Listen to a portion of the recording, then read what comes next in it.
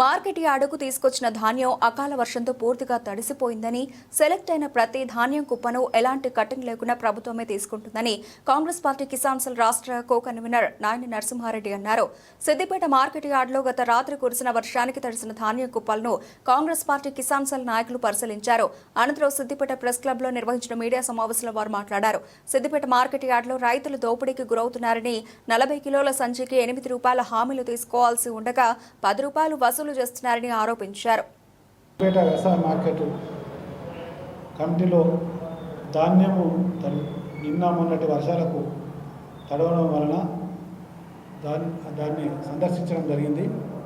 ఈ కార్యక్రమంలో చాలా రైతులు నష్టపోయే పరిస్థితి ఉన్నది కాబట్టి దీన్ని జిల్లా జాయింట్ కలెక్టర్ గారు, మరి ఈనాడు సివిల్ సప్లై డిఎం గారు, మరి మార్కెట్ కమిటీ సెక్రటరీ మరియు కోఆపరేటివ్ సొసైటీ ఆఫీసర్లు వీళ్ళందరూ వచ్చి దాన్ని క్షుణ్ణంగా పరిశీలన చేసి ఏదైతే నిన్న మొన్న సెలక్షన్ అయిన ఏదైతే గవర్నమెంట్ చేసిందో వాటికి కటింగ్ లేకుండా తీసుకోవాలని అధికారులు ఆదేశించడం జరిగింది.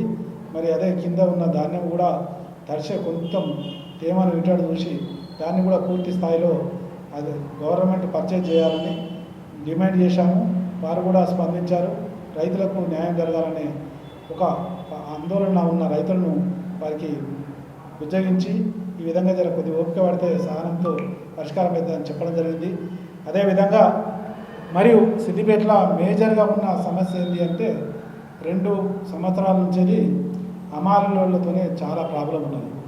వాళ్ళు ఏంటంటే గవర్నమెంట్ రేటు ఒక 40 కిలోల బస్తా ₹8 ఉంటే ₹10 తీసుకుంటున్నారు. రైతులను జబర్దస్తిగా శ్రమ దోపిడిగా అని వాళ్ళు అంటారు. మేమేమంటున్నామంటే రైతు దోపిడీ అని మేమంటున్నాం. దాన్ని రైతులను నానా ఇబ్బందులు చేసి వారి యొక్క ఇంకా ఈ విధంగా ₹10 తీసుకుంటూ కూడా ఇంకా ఛాయకు పైసలు ఇవ్వమని అజమాయిషిగా చేస్తూ ఉన్నారు. దీనికి స్థానిక మార్కెట్ సెక్రటరీ దాని మీద ఏం స్పందించడం లేదు. వాళ్ళు లోపాయకారి ఒప్పందంతోనే ఈ విధంగా జరుగుతుందని అనేక మంది ఆరోపణ చేయడం జరిగింది. దాన్ని కూడా తక్షణమే ఈరోజు వాళ్ళు ₹8 ఉంటే ₹9 తీసుకోమని సెక్రటరీ చెప్పడం జరిగింది. ఆ విధంగా కూడా తీసుకోవడం లేదు. ఇది తక్షణమే ఈ వ్యవసాయ మార్కెట్లో హమాలీలకు సెక్రటరీకి ఏదో లోపాయకారి ఒప్పందం ఉండుట్లే ఈ విధంగా రైతులను నిలువు దోపిడీ చేస్తూ ఉన్నారు. మరియు వడ్లను కూడా ఎత్తేవాళ్ళు విపరీతంగా ఒక్కొక్క కుప్పకు 40 కిలోలు 50 కిలోలు తీస్తూ ఉన్నారు. దాన్ని ఏమనంటే మేము అడుక్కుంటున్నామనే ఒక సాకుతోని రైతును అనేక విధాల దోపిడీ గురవుతున్నాడు.